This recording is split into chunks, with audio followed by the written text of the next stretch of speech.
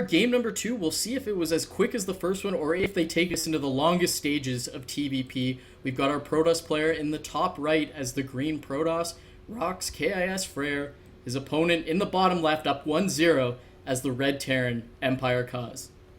And thinking about, best of whatever mindsets, in a best of 5, opening up in map number 1 with an aggressive play usually isn't seen that often. Because like I said, you like to bring the best game possible in game number 1, feel your opponent out, find his weaknesses, have a look at how he's playing right now and right here, and then start to change something up. But with Fraer opening up with map number 1 with an aggressive play, leads more to map number 2 being a more standard style of play. Of course, if it fails once, you don't want to go into map number 2 using aggressive play again, and then if it doesn't work, being 0-2 behind. So right now, I think that Fraer will man up and go, Cas, look me in the eyes as we take this 1v1 on a macro map. Absolutely, and there's a lot of mind games that happen in a best of 5. It's not as long as a best of 7, so there's not a lot of transitions. But even still, in a best of 5, you can set your opponent up. You can kind of train him in the first couple games to think, okay, he does this style, and then you can switch it up to quickly steal away game number 4 if you need it. Those kind of factors do happen in these long series. Oh, absolutely. And actually thinking about it, there's not too many people that talk about these different factors in a longer series. There are a lot of different strategies outside of the game. And I'm talking like builds and so on. It's mental games that come into play a lot here between these two guys, especially being friends here. And there is that command center first coming down by Cas, just playing to the map. Yeah, absolutely. And, stick to what you know. Kaz has shown this style to be solid. As you mentioned, goes for the late game, has great macro. Why would he stay away from that? Maybe if he wanted to try to steal a win. But Kaz is such a solid player. He's been through all these situations time and dozens over dozens of times. He's going to stick to what he knows. And the one thing that makes Cas such a good, solid player is the amount of games he plays, because he's played so many ladder games, so many online tournaments. He's basically played against every single Protoss style that is out there. So the only way you can really beat Cas is by playing the straight-up games. All-ins don't really work so much against Cas, like witnessed in game number 1, even though it was a little bit hesitant with some decision-makings after it had already been dealt with. But in game number 2 here, both players, Command Center first and Nexus first as well. Yeah, and going back to game number 1, some of the subtle things that Kaz did, you just don't see a lot of players do. And that's something, Kaz runs into a situation, I'm imagining on the ladder. He puts it in his mental book, says, okay, I'm going to fix it next time. That depot forward to scout the forward pylon, and that turret at the natural. Those are some strategies or tactics that you only build up through experience. Yep, that's exactly true. We have the SCV making its way to the natural now, and we'll spot the Nexus, and it's like, well, okay, Nexus first, fine. We'll want to go in there, see if it's a forge or gateway opening, but with no pylon on the natural ground anyway, it can't be a forge, sorry. But sees now the double gas and also the gateway down. Cas may now need to think, and it's all about Cas really that needs to think about what his opponent's doing. As with Cas's command center first, it just goes into usual play, like double barracks, factory engineering bay, but his opponent now has a lot of more different options because he has a better pro production setup, he has a better economy setup. Is he going to tech off one gateway? Is he going to add on a bunch of gateways and so on? So right now, Cas, unlike map number 1, may try to use a more reactionary style, try to squeeze out Marine and SCVs to try and get more information. Going to be interesting. We'll have to keep an eye on the main base of Kaz to see where he takes it. As of now, just got those 2 naked barracks, no add-ons on them. Is mining from double refineries, no refinery on the third base. Going to push out just a little bit with a few Marines to control that watchtower. That's a key piece of land, of real estate to control, so that Protoss cannot sneak up on you. We've got a Zealot roaming around for Fraer, and Stalker out, I believe, as well. Yes, going to push forward. Just wants to take control of that watchtower away from Kaz. And a lot of Chronobus is being sent to the cybernetics core here to get that warp gate research out a little bit faster, and 3 additional gateways have been added on as well here. The pro production I doubt will stop, but look at the setup on the minimap. The Zealot, the Stalker, and so on is really set up nicely, so it looks like we're going to see a bit of aggression coming out potentially here from Fraer.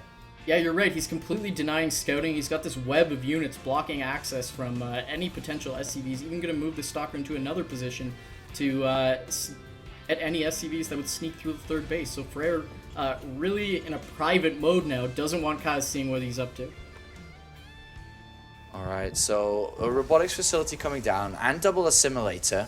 with double gas taken too. So I guess the gateways weren't really for you know, anything aggressive, because he never moved out with a probe either. But they were more so to accept if there was something coming out, like we're seeing Kas get aggressive on the map now with a handful of Marine and Marauders. With the double forge coming down though and robotics facility, off only 2 gases mining, is that he can't go Colossus, he can't really go and tech up high, so he actually will stay on no splash damage units for a while here as he begins his upgrades. And look at the upgrades actually for Kaz. He's actually jumped the gun and beaten Fraer to get those upgrades started. +1 attack at about 30% and +1 armor following up as we've got a bit of an engagement. Sentry's going to isolate those Marines and take him down, and I don't think Kaz is going to want any more of that, running away to this higher ground, chasing down this Stalker. Behind this, Kas has done 1 engineering bay and the factory now making its way into the game.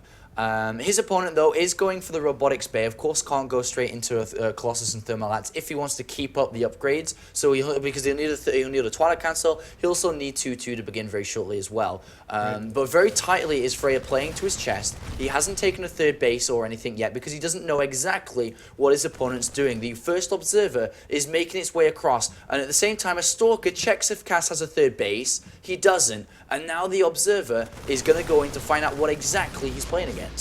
Yeah, and I like that even though this is kind of a passive game, both players going on double upgrades and really taking it to the mid or the later mid game. I like how active they're staying. Kaz isn't just massing at his choke and, you know, building an army and building up to 130 and then pushing out. He's staying active with his Marine and Marauder, and Fraer is too. He's got a lot of green dots out, just trying to collect as much information as possible.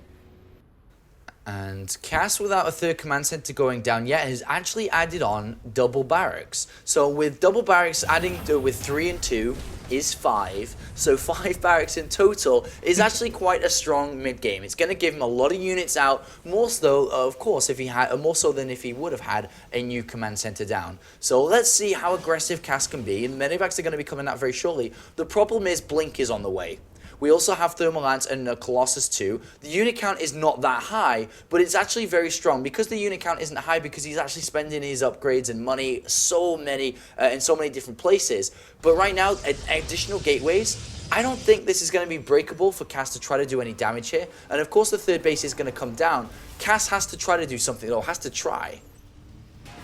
Yeah, I don't think Kaz is going to try to kill Fraer here, but he will be active, moving his units forward yet again. Again, beating him to the punch on the upgrades. He's got +1 infantry weapons on the way, +1 armor on the way, as well as combat shields moving forward. Fraer following up with, oh no, he doesn't have 2-2 started yet.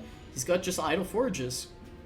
Oh yeah, I guess that's, I mean, it's just starting now, it is indeed, but that's because of the Thermal Lance. It was either you don't get Thermal Lance in Colossus and you go with 2-2, or you get, you know, the vice versa. So that's the way he decided to play this out. He has not got a 3rd Nexus down yet, and I'm sure Kas will be quite happy upon moving down there and seeing it's not there.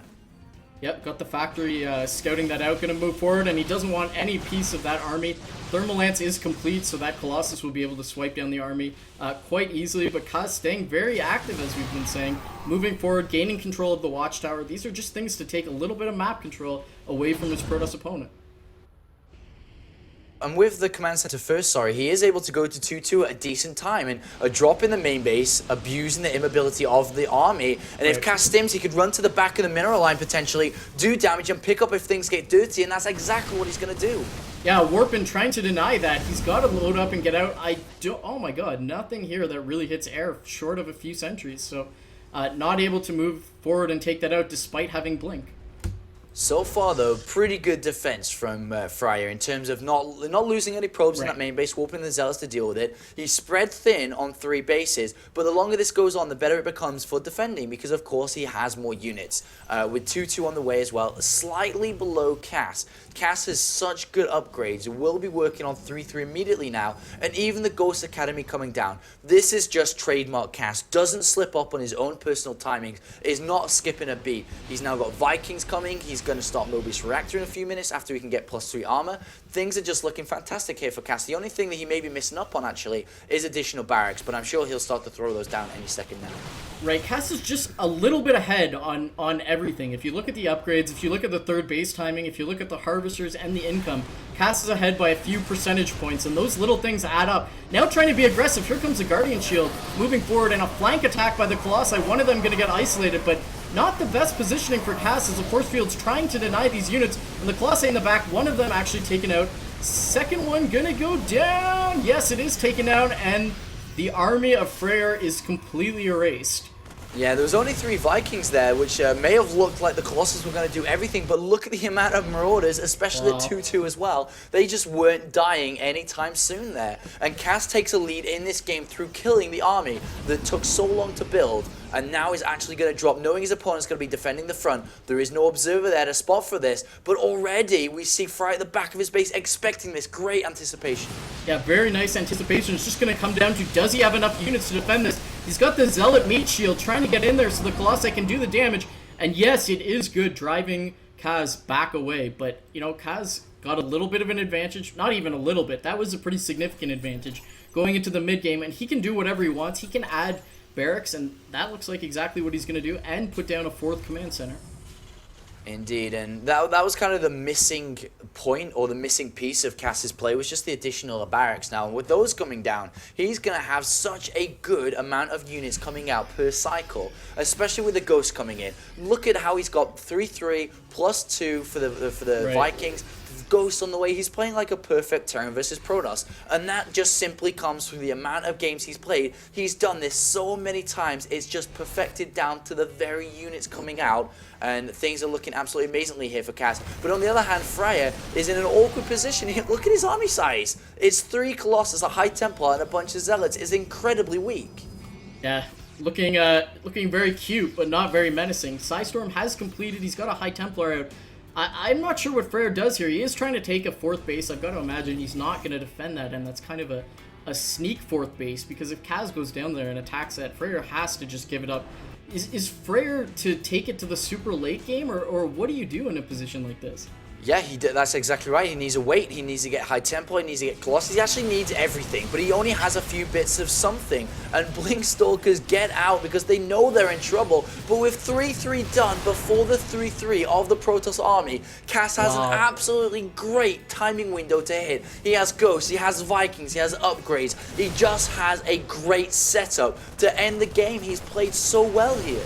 And Kas going into the bottom right Fraer base, forcing a cancel on that. We've got a Warp Prism actually at the 6 o'clock, trying to float into the main. Not sure what he wants to do there. Maybe just a little bit of harassment on the main base while Fraer may be defended. But Kas is running in, charging, dancing away from the Psystorm while the Vikings are trying to take out the Colossus. A decent job by Fraer, but I think we all saw that one coming, and Fraer forced to call GG.